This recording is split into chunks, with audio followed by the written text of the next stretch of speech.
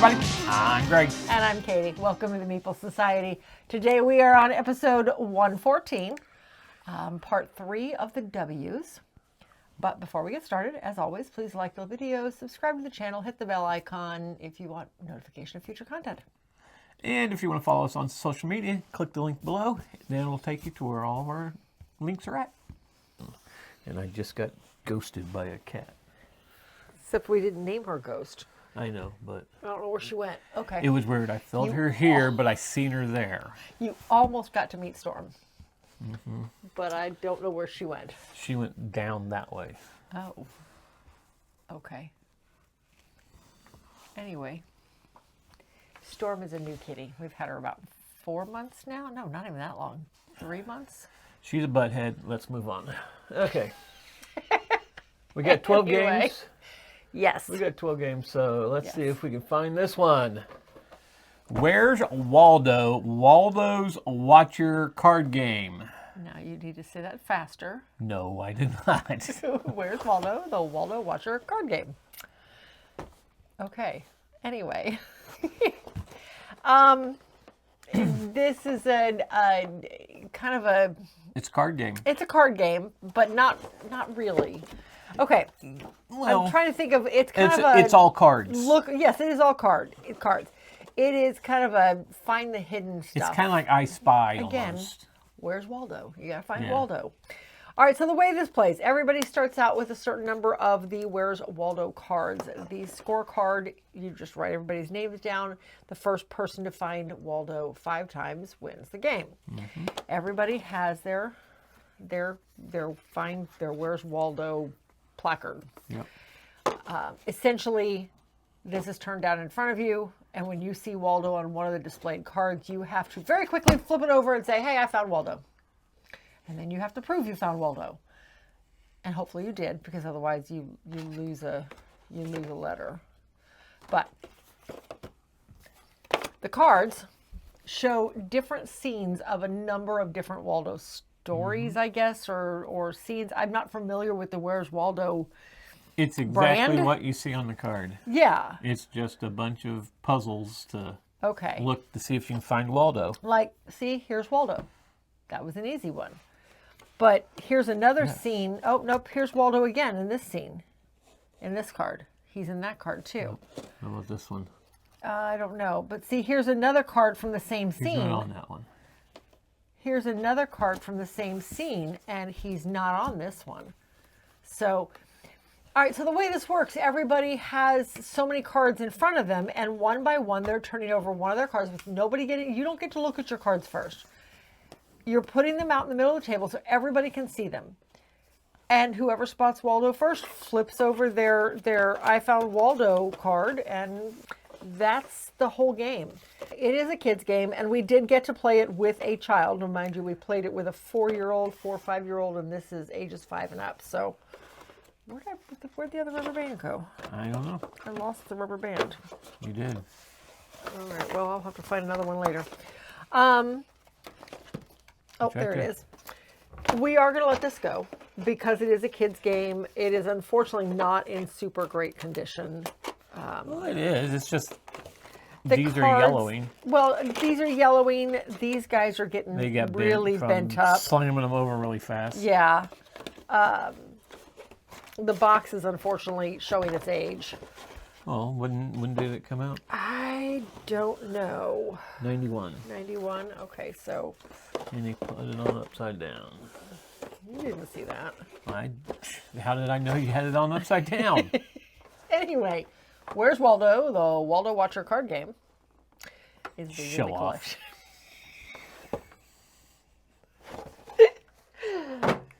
Next, we have another box on upside down. This is Whitewater.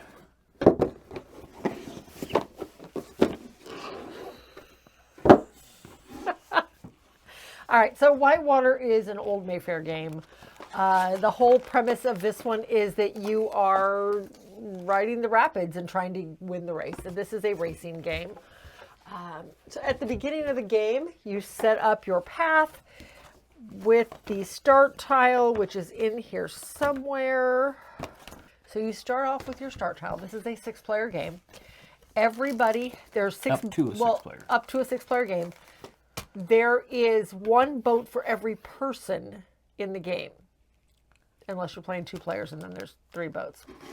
Yes. But anyway, 2 players share a boat. Mm-hmm. You share a boat with 2 other people at the table. So there is a stack of cards in here that determine what rafts you are controlling. So you put all the rafts out, you shuffle up the raft cards, and you deal them out randomly to everybody. And those are the 2 rafts you control. But I might control raft A, raft A. Not a rat. I said raft. That'd be an all new race. I might control raft A with the person sitting across from me. Whereas Greg might control raft B with me. So I have 2 rafts. I'm controlling B and A with 2 other people, though. So I have to decide which one I'm going to focus more of my attention toward. Because at the very start of the game, I'm picking which one's going to win. Out of my 2 rafts, which one do I hope to come in first or second place? And if I can make that happen, then I score extra points for that. Yep. But my opponent, so maybe I chose raft B, but Greg chose his other raft. Maybe he had D with somebody else. I don't know. So we would get different point values based on if where we A had actually it listed, got there. yeah, Right. Where we had it listed by our. So anyway, you're traversing down the river, and each player has to move their raft at least once. They have to move each of their rafts. So you've got cards that depict which raft you're doing. You've got 2 rafters in each raft. Each player has 2 rafters in each raft. So it's technically 4 actions per raft per round. Maybe. Mm-hmm. Because there are ways to lose your paddle. There are ways to flip the boat over, in which case those rafters suddenly lose their actions until you can gain them back. Right. There are energy cards that you can use an action. Now, see, these rafters are your actions. You can use one of your rafter actions to flip your energy card back over. These are basically extra actions. You can use them at any time, but they're also the only way you can flip your rafters over if they lose their oars or flip over. Hi, now we're being visited by Goose. She's actually making noise. Anyway, so as you're going, hi, sweetheart. There are arrows on here that tell you which directions the boat have to turn. There are rapids that you can get caught in and have to roll dice. That's how you're going to lose your oar. Those are whirlpools. Whirlpools, thank you. These are the rapids. Yes, those are the rapids. There are other things that you can get stuck on. It takes extra actions to get out of. Just all sorts of stuff. But the whirlpools, you actually have to roll a dice for. And that determines losing an oar, turning your boat 360 or to 180 degrees, whatever. There's a lot going on with it. And I feel like in a 6-player game, it might be interesting. Yeah, we've only played this as a 2-player game. We've only played it 2 players. And this brings to mind my soapbox. If your 2-player game requires a dummy player or some sort of special concession to make it work, then it's not a 2-player game. This should be a 3+ player game. It should not be a 2-player game. And it does say 2 to 6.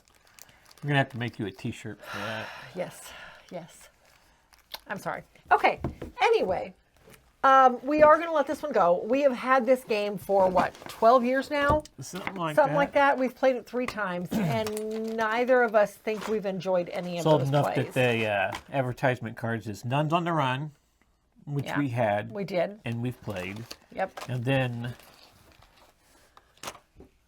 Bacchus Banquet, the glory of gluttony of Rome. Never heard of it, but they're both made for games, so. Okay, well, anyway, I flipped this, so I'm not sure which way is right now. There we go. But Whitewater, again, we're going to let it go. Yeah. It's just, I think we've played it out. Yeah. And this just isn't the kind, like I said, I think it would be fun at 5 or 6 players. Yeah. I don't ever see us pulling it out, though, when we have a group that size. Right. It's just, there's too many other games that I would rather play with that count. And it's like we get about halfway through this game both times, I think. I'm like going, when does this game get over? Yeah, it overstays Somebody its get a welcome. raft to the end. Yeah. Okay. Anyway, it's leaving the collection. All right. Next we have What's a sidewards box there. Sideways box. Sidewards. Sidewards. Okay. So this actually has 2 copies of this game in it because we have, I think we have this one and then the family edition. The family edition box was falling apart or something. I had them both from the travel collection, and I think I combined them because I liked the components of some. Anyway, one of the 2 came with this nice board, and I'll be honest, I couldn't even tell you which version did now. Nice little scoreboard. So the way this works, you are reading a clue, and so here's the question. How old was Facebook founder Mark Zuckerberg when he became the youngest U.S. billionaire? Here's the trick. 22. You don't necessarily have to know the right answer. No, you just have You to be just close. got to be close. And get people to vote for you. So what happens, everybody writes down their answer. Everybody writes down whatever they think the answer is on here. So Greg would write 22 down. Okay. And then after everybody's done, everybody slaps their boards down and we put them in chronological order from smallest to largest. Now, typically in the family version, you don't have this board. This board came with whichever version. Actually, this board looks like it came with this. It actually did come with the family one because it's right there. Okay. Well, it shows it with I don't know, but it that shows box. it. It does. So it's this one. Anyway, I don't even remember what the other it box doesn't looked like matter. now. So at that point, you reveal the answer. And I'm going to say, just for the sake of saying it, I'm going to say 27. You reveal the answer. He was 23. Mark founded the social networking site Facebook in 2004 and was worth $1.5 billion by 2008. well, I knew he was in college still. Wow. I didn't realize, I knew he started it in college. I didn't realize that he'd gotten that rich still in college. Yeah. Yeah. I should have known. Facebook blew up. You As soon as didn't it see came the out. movie? No. Anyway, so whoever was the closest technically wins and gets the most points, and then you kind of go from there. Now, there is a wagering aspect before the answer is revealed. Everybody puts their answers out there. Tokens and under then whichever you one start, they think it is. Yeah, you start bidding on who you think is the closest. And if You you think may be it's- convinced you're the closest, but then you maybe see everybody else's answers and goes, oh crap, yeah, I think they're right. I think it might be that. So you may change, not necessarily change your answer, because you can't change your answer, but you may change how you're going to get your points. Or you could actually think that Yeah, it's lower than anybody's lowest Yeah. score. Yeah. So it's an interesting game. We played this on the 24 a couple years ago, last year, our very first year. Yeah. Just had a ball with it. We played And that with David. We did. From Australia. He did. He joined in online. I don't know how you had this folded. It was just like that. Okay. Nothing too fancy. Anyway, that is Wits and Wagers. We don't typically keep party games like this, but this was such a fun one, and it plays a lot of players. It was good. So we're going to hold on to this one. All right. All right. Next, we're going to go somewhere over the rainbow to the Wizard of Oz trivia game. The Oz is Over the Rainbow? I've never seen the movie. Well, I've seen the movie. I have not. She sings it at the beginning of the movie, Somewhere Over the Rainbow. It sounds like a Kermit song. Kermit the Frog song, Somewhere Over the Rainbow. Anyway. Okay. Help me out, people. I will be honest, I have never seen the whole movie. Somewhere over the rainbow, skies are blue. And she sings it during the black and white part of the movie. Sounds like a Kermit the Frog song. Anyway, Kermit may have That's Rainbow Connection. Okay.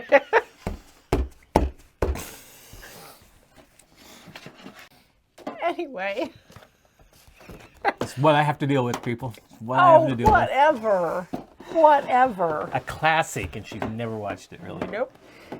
Okay. Mom never let us watch this because it terrified her as a child. So therefore, we did not get to watch it. She never turned it on for us.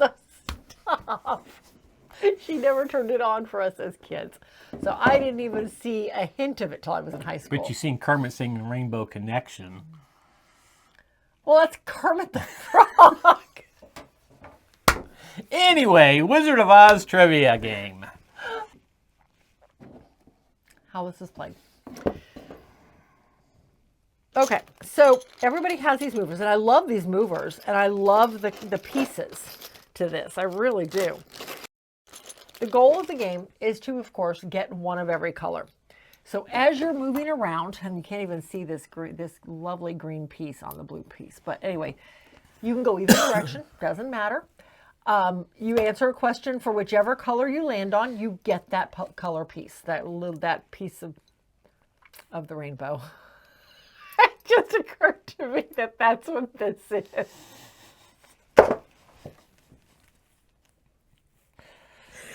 Oh, wow. It's all right. The gray's natural. Anyway. My whole family who's watched this, they'll be mortified. I'll be getting messages. She's never watched Wizard of Oz? Nope. Your family doesn't watch like our videos. Two of your niece's favorite movies when they were growing up. No. We stopped in Kansas and got pictures with all the characters at a road stop. I want to say gas station. That wasn't it. At a rest stop for them. But anyway, so you go around the board by the die, roll of a die. The color you land on is the question you have to answer. If you get the right answer, you get it's green. You get the pie piece. There we go. The rainbow piece. So the green question. The Rainbow Connection. Oh, wrong song. There you go. See if you can answer this one. In Baum's original Oz book, how old was Scarecrow when he meets Dorothy? I never read that book. 2 days, 2 years, or 200 years? 2 days. Yes. I never even read the book. Just seen the movie a bunch of times. Okay, so, oh gosh, I went right back. We are going to let this one go. It's your basic wizard. It's a basic trivia game based on the movie, which I have no connection to. And you've got to have all the pieces, and there's something about Dorothy's ruby slippers, wasn't it? I don't remember. Dorothy's let you re-roll. If you landed there, you re-rolled. But then you had to get all the way back to here. Yes, to get back to Oz. Here to go to the Emerald City. Yes, you had to get back to that one, answer another question, and that will let you into Emerald City. Mm-hmm. As I said, we're going to let this one go. I suspect a few members of your family would not mind taking it off our hands, but Wizard of Oz trivia game is leaving the collection. We bring it out at Christmas, but it may not be here then. No. Okay. Next. Next is the Yellow Brick Road game. More Wizard of More Oz. wizards with Kermit the Frog singing. Your favorite mechanism ever. Have a spinner.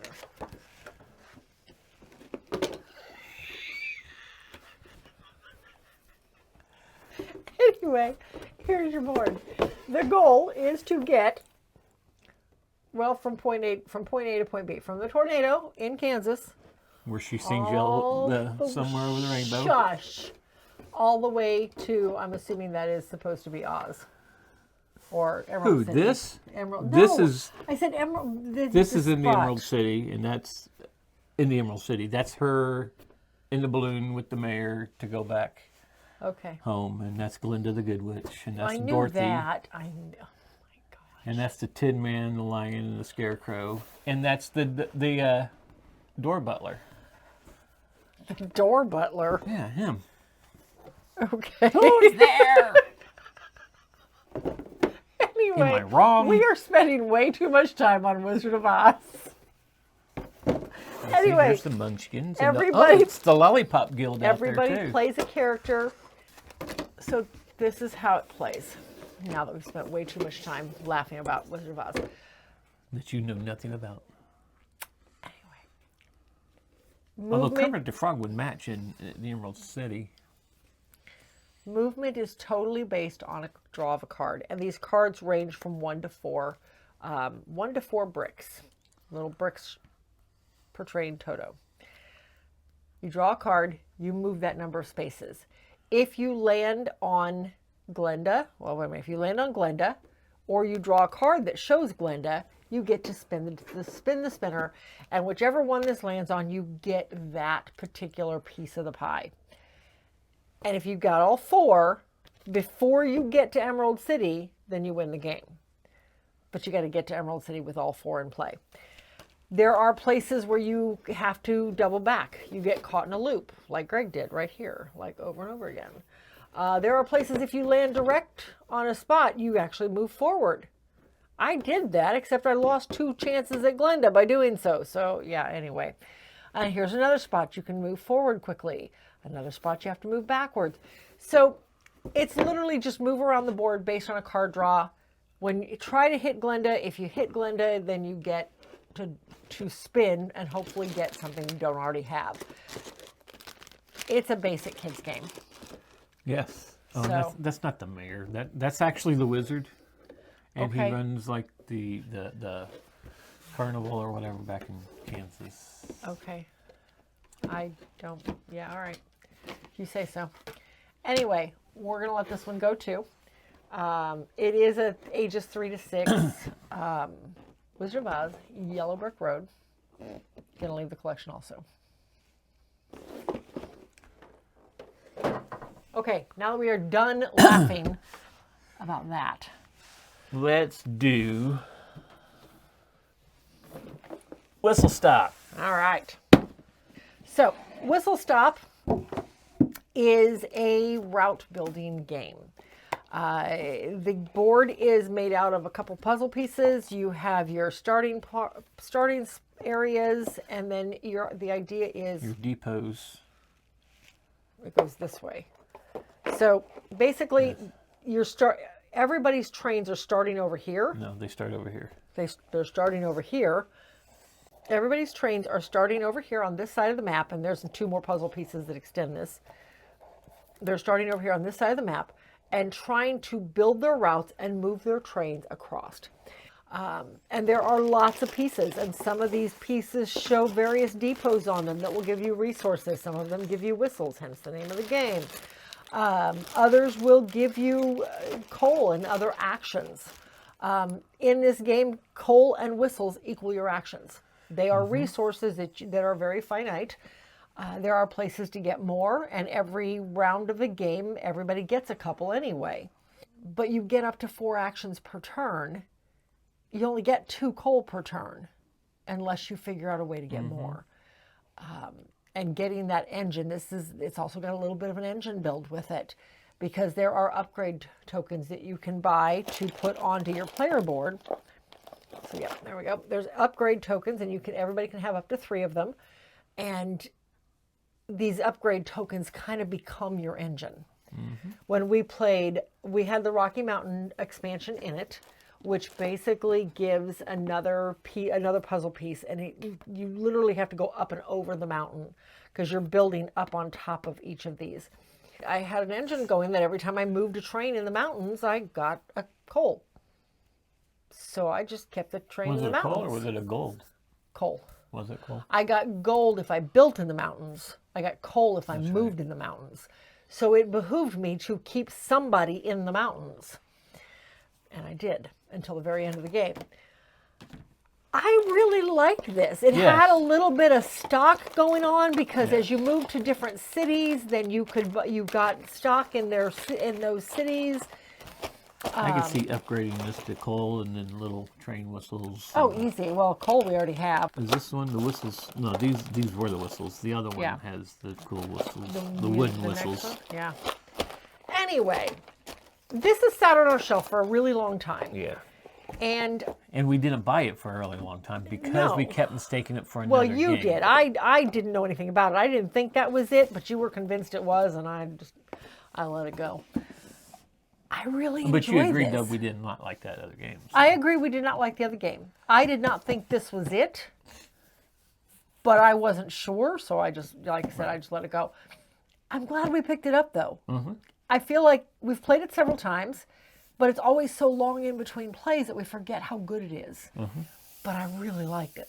So we need to get this out and play it some more. But we say that with a lot. So you think it might break into your top 100 now? It might. I don't know. We're going to do our top 100 after we finish the Z's.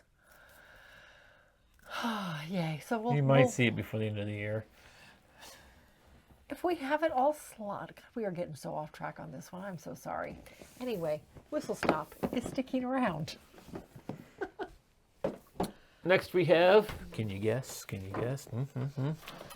Whistle Mountain. That one feels like a lot of movement. Okay, you would think these have something to do with each other. Literally the only thing that, the only tie between the two is there are whistles in the game. And upgrades. And upgrades. The upgrade gears. That's true. The upgrade gears actually look very similar. Not exact, but very similar. Okay, so the way this one plays, and I'm going to show some pictures because there's a lot in this box, as you can see, and the boards are all the way down the bottom. So the way this plays, you're staring at me like you're waiting for me to say something fantastic.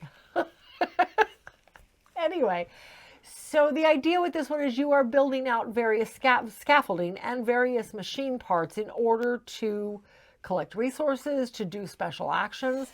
On your turn, you get 3 actions per round, basically. Or, well, not even really. You get an action, and the action you take is dependent on where you're putting your 3 airships. Everybody has 3 sets of actions before they have to pull back. Now, you can pull back early if you want to. Maybe you're kind of biding your time to make sure something else is clear, however, or you've used the one ship you really need to use. But you get 3 sets of actions, and your actions are determined by what these touch. So if I put it down on a tile and it's touching a special action here and a bunch of resources here and maybe another special action here, and I put it on a special action, I get all 3 of those actions and all the resources that are next to me. So you get everything that is orthogonally connected to the piece you're laying down. Or you can put it outside the board to get resources. Yes, cards. There's all sorts of depots around the board. There you can pick up More cards, scaffolding. You can pick up scaffolding, you can pick up some of the special machines that you're building that have all these special actions on them. The biggest part of this, and the timer in the game, there's a stack of water tokens along the bottom of the board. And as whenever anybody builds a machine outside of the initial water table, the grid, then the water starts to rise. It's causing a little bit of flooding. And everybody has workers along the side of the board, and if the water hits a worker that's not been moved yet, has not been promoted to an actual piece of scaffolding where he's working, then he gets washed away down into the whirlpool, and you have to try to rescue him. Because anybody in the whirlpool at the end of the game is a -5 points. You have 10 workers. That's a lot of points. So, I don't know. Again, really good game. Yes, it was. I forget how good it is. We played this first time at the retreat, at the Dice Tower retreat, Yes. and then now.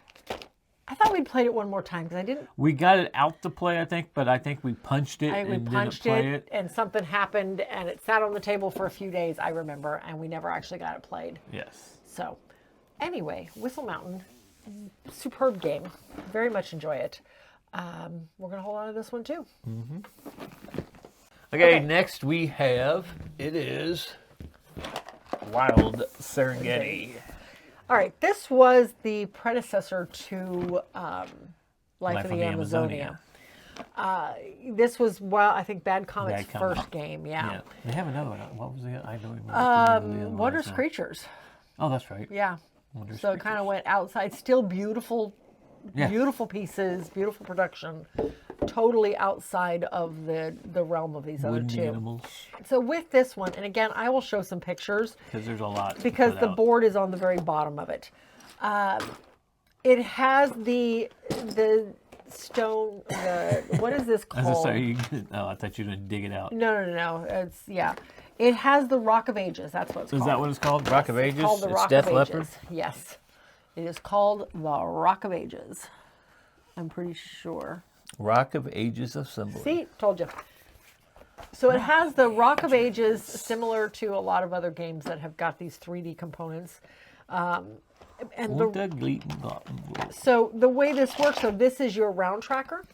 So it tracks what round you're on. It also tracks how many coins you're getting during each round, at the start of each round, and it tracks the 2 special scoring that tells you when you're doing various things in the game. So very handy. The point of this game, the board, and I will show some pictures. The board is just a large grid, and on your turn, you start off the game with 6 coins in a turn, or in a round, I should say. By the end of the game, you're getting 7. You can pass at any time and save some for the following round. Yeah. If you want a couple, and now I can see the strategy in that. Save some for when everybody else is out of turns, and I can just do what I need to do and get it done without anybody messing with me. But that's what the other person's doing when you exactly in a 2-player game if you don't take all your turns. Exactly. The board is a series of, it's like 8 different worker spots, 8 different areas that you can take actions in. Each area has 3 different worker spots for larger player counts. 4 of the areas are just pull animals off and put them on the board somewhere. And this was the first time I had seen these kind of Meeples. These are absolutely gorgeous, and they are beautiful. Meeples? That's what they're actually called. The animal meeples like this, they're called Meeples. So anyway. They're wooden animals. They are, yes. But these are absolutely gorgeous. So on your turn, the first 4 options you have are to pull one of these, I think there's 12 different types of animals, off of the board and put it somewhere into the Serengeti. Put it somewhere on the board. Preferably where you need him. Preferably where you need him. Other options, you can move a couple of them around. You can swap 2. You can move 1 around. You can swap 2, or you can pull new scenery cards. Now the scenery cards come in a couple different varieties, and I won't go too far into it, but the idea with the scenery cards is they are telling you, where the animals need to be in order to take the pictures of them. Do you need animals in specific types of territory? Do they need to be on rock? Do they need to be in water? Do they need to be in the plains or in the trees? Do they all need to be in a straight line or not? Some do, some don't. Maybe you just need to have your elephant with so many different types of animals around him. He's your focus, but you want everything else around him to boot. The idea of the game is you're taking these scenery cards and you are trying to line the animals up and get them where you need them before other people mess you up. And as soon as you can claim it, claiming a scenery card is free. It's done, you get the benefit off of it, and you set it aside for endgame scoring. I have always liked the game. I can see the criticism in it, and I have read some of the criticism, and right off the top of my head, I couldn't even tell you what they were now. But I can see why some people don't like it. But I do enjoy it. It's a very, now do I like not Wild Serengeti, I'm sorry. Life on the Amazonia better. Yes, I do like Life of the Amazonia better. But I do still enjoy the puzzle of this one. This is an interesting puzzle to have to solve. Yeah, because I don't know how many times I heard, you did not just move that tire. You did not just move that animal. Yep.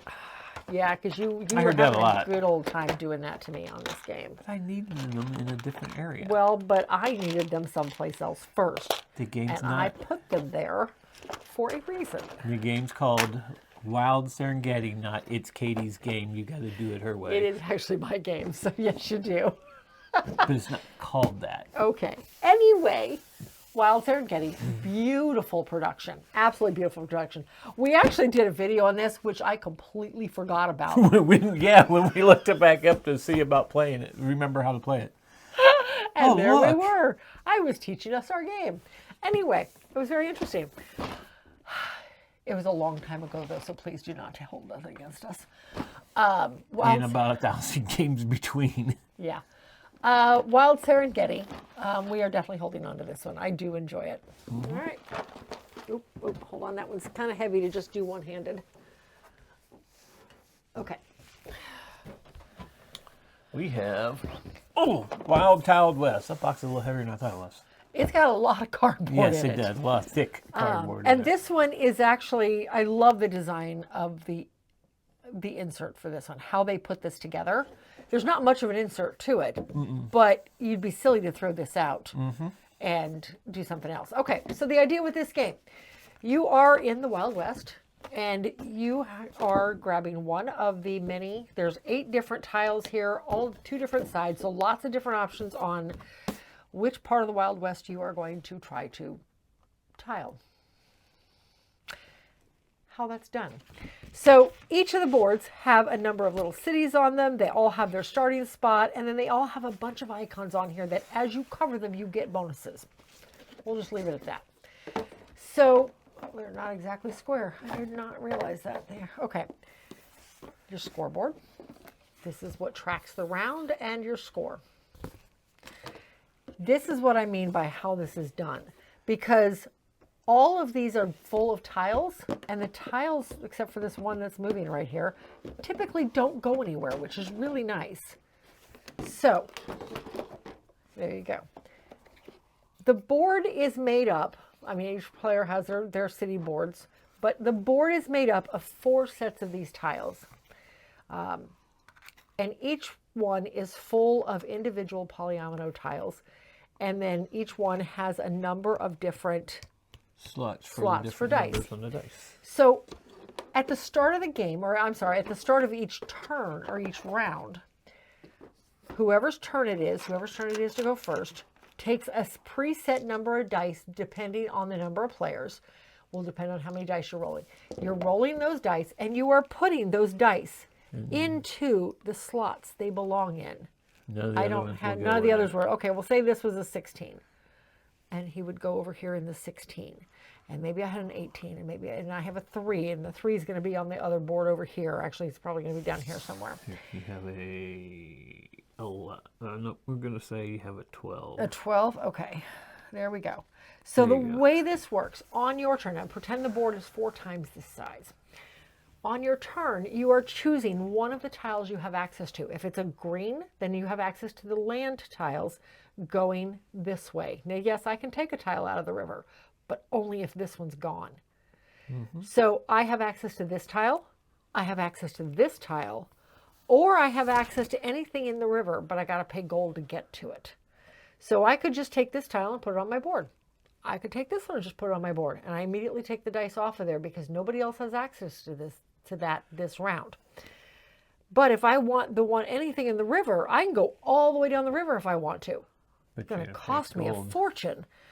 Some of these already have gold next to them. That's how much gold you have to pay to take that tile. But say I really wanted this chapel down here. I could pay 1 gold to jump over this tile and another gold to pick this tile up. So it would cost me 2 gold. I could go all the way down here for that same 2. Nope, there's a gold there. It would cost me 3 gold to go down here because I got to pay 1 to jump over each one in the river to get to the one I want. But each player in turn order is doing this. They're taking 1 dice off the board.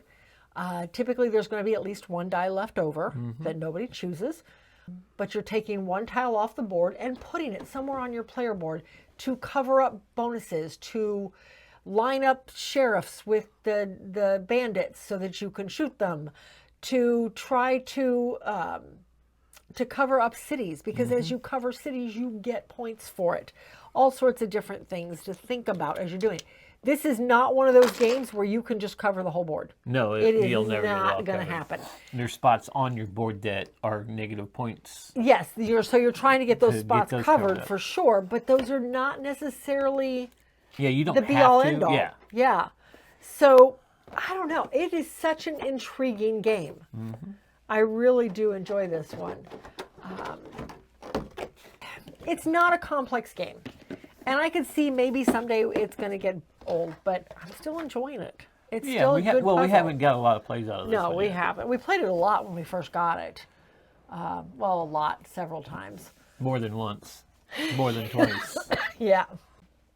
But unfortunately, since we've gotten it, A to Z, it got pushed aside all the way to the W's. It's going to stick around. Okay. Next, we have Windmill Valley. Okay. Want to take a wild guess as to what you're building in this one? This one has a really neat mechanism, though, with these wheels. So the idea with this one, and again, the board is on the bottom, so I'm not going to dig it out. I will just show some pictures. But the board is essentially a grouping of land plots. Ultimately, the goal is to build your windmills in the intersections of those plots so that you can make use of the bonuses those plots give you. Yep. In the center of the board is a market area that gives you extra bonuses if you take the market action.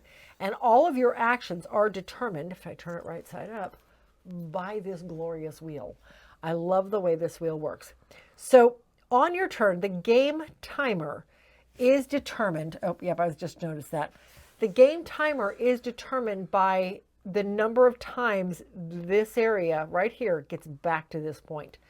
On your turn, you are having to spin your wheel at least one time, and you get to do either of the two actions that the arrows are pointing to. Now, each of these is recessed, as you can see, so there are going to be ways of getting more tokens that you can fill in and change the actions or make them better. So on your turn, you are turning the wheel. You can turn it as far as you want. You can skip a whole stinking day if you really want to. But you're progressing the timer in the game that much faster, and not just for you, but for everybody. Because that game ends as soon as one person has crossed this so many times. And I want to say it was like 4 times. I think so. So, and I could be wrong on that. But the different actions, some of the actions will let you, well, there's a sale, and sale was shipping your tulips, wasn't it? Yes. I think so. Ways to get some of the extra bonus tiles, put out a windmill, plant tulips, just a market action, and this was a contract action that lets you, where you can go and pick up contracts. Yep. It was interesting. I did like it, and that was a bare overview, because there is actually quite a bit going on in this one. But the pieces are fantastic. I love the screen printed windmills. I don't know if you can actually see that against the red of the box. There we go. But screen printed windmills. Yes, screen printed windmills. Nice, thick, heavy cardboard all the way around. It's just, I don't know, it's just such a good game. I do enjoy it.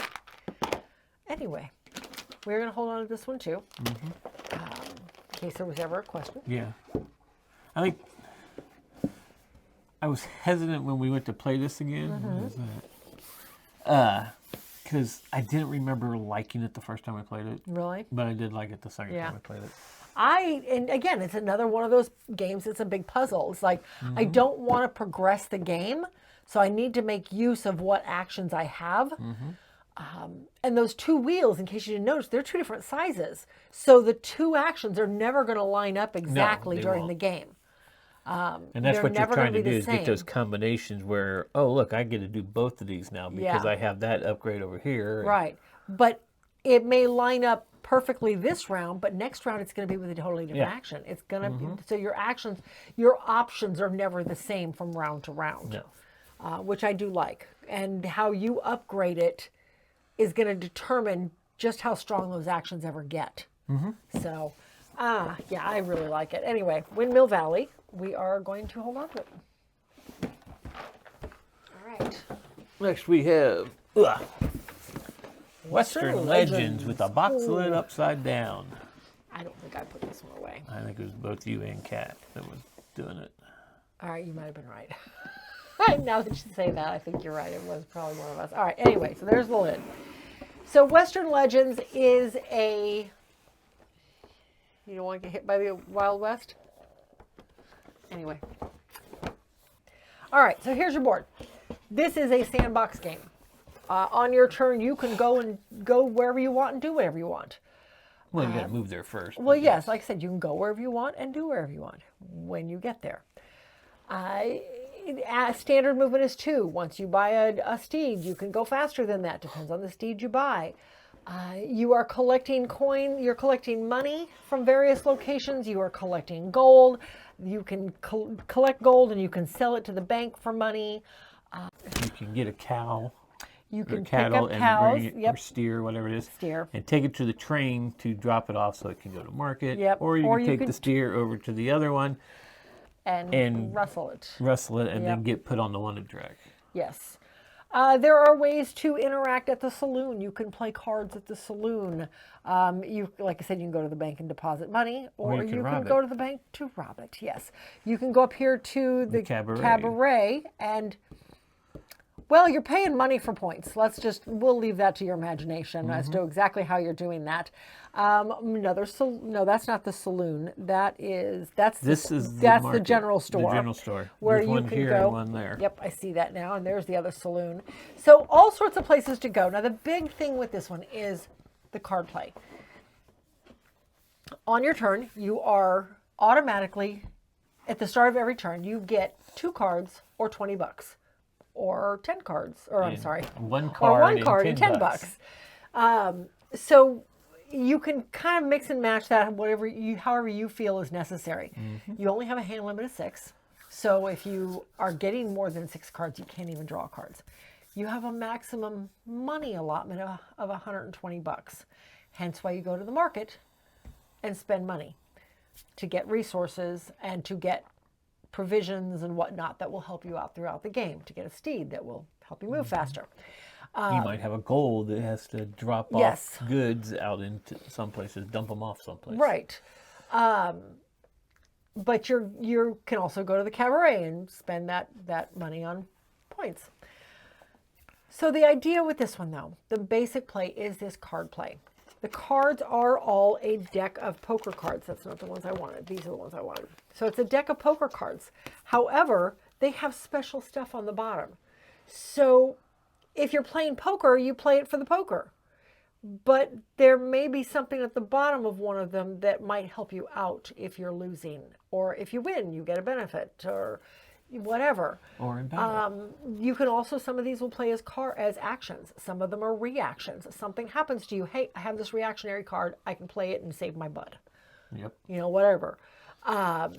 All sorts of different things. So this really adds a lot to the game, I thought. Yeah, because the original game came, we do have the cards too. Yeah, they didn't have the actions on the bottom. They were just poker cards. But in the game, you are picking one character from the Old West, and here we go, like Bloody Knife, Kit Carson, Buffalo Bill Cody, Belle Starr, that's who I played, Judge Roy Bean, Butch Cassidy, Jesse James, Annie Oakley, Bass Reeves, just all sorts of people from Calamity Jane, all sorts of people from the Old West. Yeah. And with each expansion comes more characters to play. So, and each one has a power. Right. So yes, the cards are the primary way of playing. Yes. You're using them almost on every turn. So you're moving around the board. You're doing up to, I think, was it 3 actions? Yes, you could take 3 actions. You could move, you could do something, you could move again, you could do 3 things in the same place, whatever, however you wanted to do it. Again, sandbox game. But the biggest part was the wanted track and the martial track. Thank you. I wanted to say the hero track. I'm like, nope, that's not right. That's not right. So at any point in time, you could, well, not necessarily go on to either one. There's something had to happen to put you on one of them. And if you went onto the wanted track, and that was easy enough, you go rob the bank and you're on the wanted track. Simple as that. You rob another player and you're probably going to end up on the wanted track. There were lots of ways to get there. And I was so close to going there on this last game. But all of us was already up on that Marshall track. Everybody was on the Marshall track. And every time I'm like, okay, I'm going to go to the bank. I'm going to rob the bank. I'm going to get onto the Marshall track. I'm going to complete one of my goals and get onto the wanted track. I mean, for goodness sakes, I was playing Belle Starr. She was a wanted murderer. What better place for her than the wanted track? That was on the Marshall track. Well, I was like space 2. I didn't get very far. Because every time I went to the bank and I was determined this is what I was going to do, there was at least 2 of you there, both on the Marshall track. It would have been suicide to try and do it then. Hey, look at me. I'm on the Marshall track. Nope, you're going to jail. I'm no longer on the marshal track. Because if you were arrested because you were on the wanted track, you got sent to jail. You lost half your money rounded up. You lost all your cattle. And there was something else you lost. You lost all your wanted points. You lost your wanted points. You lost, which gave you a point. Literally every round, you got a point if you were which level you're on. If you could manage to stay on the wanted track. It's hard to stay there though because people start hunting you. Mm-hmm. And when 4 other players are all on the marshal track, it would have been suicide for me to go onto the wanted track that far into the game. But anyway, or 3 other players because it was only 4 of us, wasn't it? Yeah. Anyhow, but yes, you lost all your money or half your money. Rounded up. All of your supplies, your horse, your cattle, everything, and then half your cards. I think half your money, half your gold. That's what it was. Half your gold. Because you can only have. Was it? Yeah, it was half your gold. Let's see. Trust me. I think it's on here. He doesn't believe me. I don't. Anyway, okay. So while he's trying to prove himself, while he is trying to prove me wrong, all wanted points. Yes. All your cattle, half your money in gold. That's what I said. And that's it. Not all your supplies. You were saying your horse and everything else. I could have sworn you lost your horse too. No, half your money in gold, all your wanted points, all your cattle. I could have sworn you lost all your supplies. Well, none of us ever got arrested, so. No. Because that would have been devastating in the game to lose all the stuff you had. Well, that's what I thought. Lose That's one reason I didn't want to do it. I could have. Okay, well, whatever. Anyway, all right, so the first time we played this, we played it 2 players. And again, 2-player variant soapbox. This should not be a 2-player game. But okay.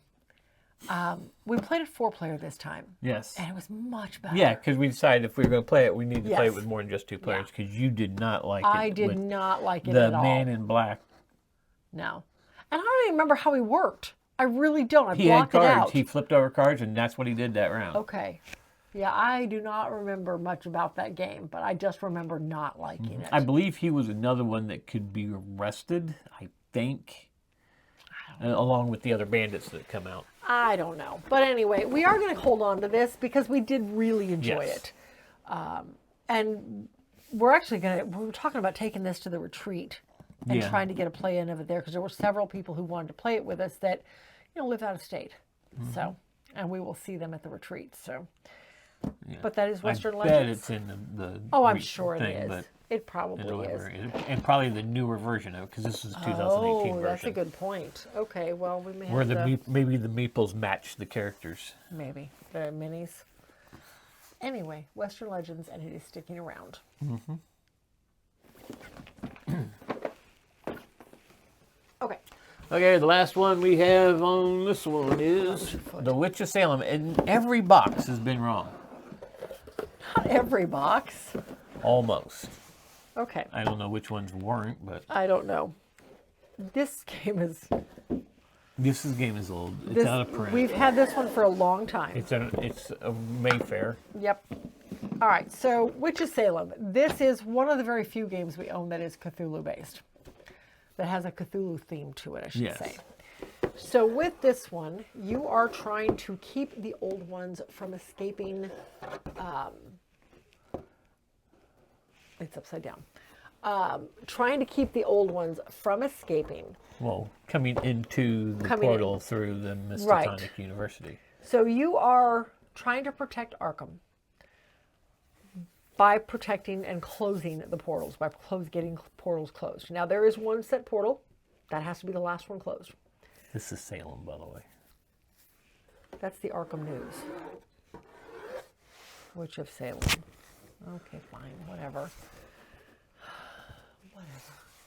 Anyway, so at the start of the game, you are putting out randomly portals in all of these spaces with the stars on them. They're not really stars. The science. Well, there is a star in it. But there's a star in it, but yeah.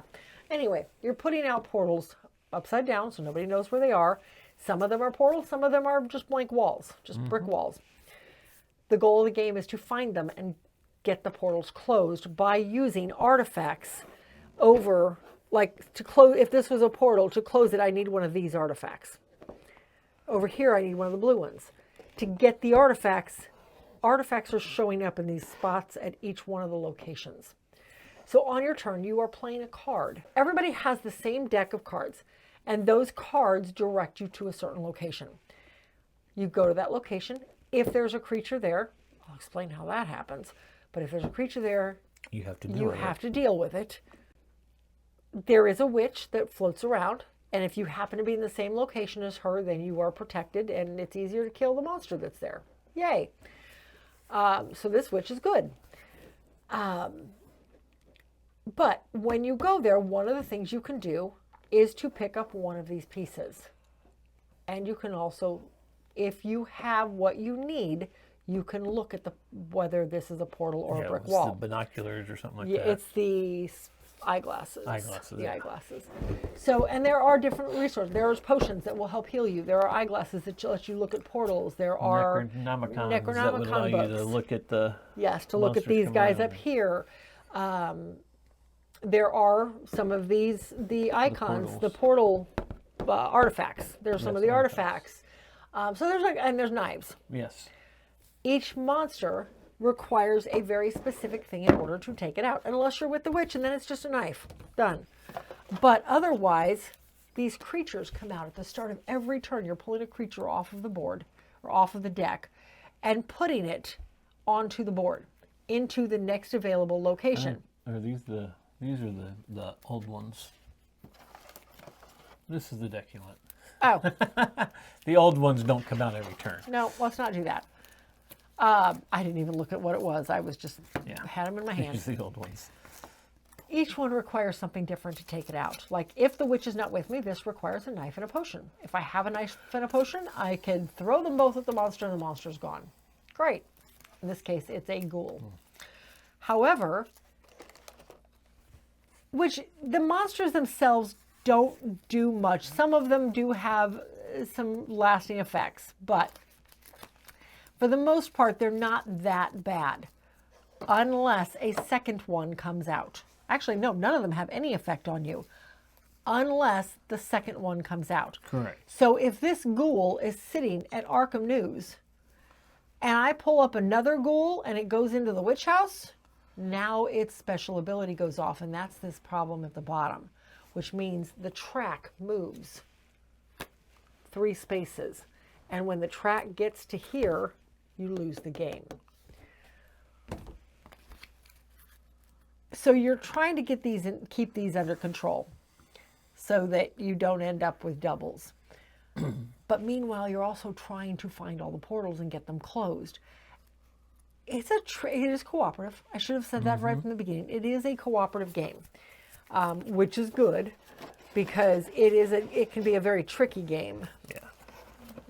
I don't think we had those in there, did we? Yeah, each round you got these cards that come out that moves the witch, and then maybe something good or bad happens. Yep. I love this game. We've had this one for a really long time. But there's one part of the game that you don't agree with. Okay, yes. And everybody, every single, every review I've ever heard of this says the exact same thing. So in the rules, it states that if you go to look at a portal, you can look at the portal, but you can't tell anybody else what it is. You can't give any indication if it's a brick wall or if it is a portal.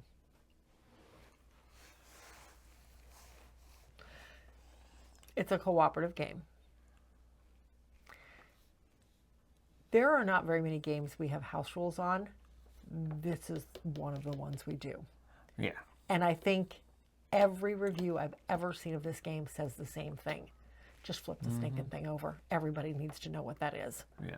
I think their thing is like, you don't show anybody and it stays flipped over to where nobody, and then it's up to you to remember what one was where. Yeah. The game is hard enough as it is. As I say, it make the game even harder. Yeah, the game is hard enough as it is. Now, don't get me wrong. It is not Ghost Stories hard. No. But it is we've still lost tough. because you also lose Yeah. if you lose all your insanity. Yes, Yes. So as you're moving around, you're also gaining. Not your. Yeah. You go insane. Yes. You lose your sanity, not insanity. Yes. Anyway, Witch of Salem. It is one of, two two Cthulhu-based games we have, and it is definitely sticking around. We do very much enjoy this one. But yeah, that is it for this episode. Mm-hmm. So. Until then, thanks for watching.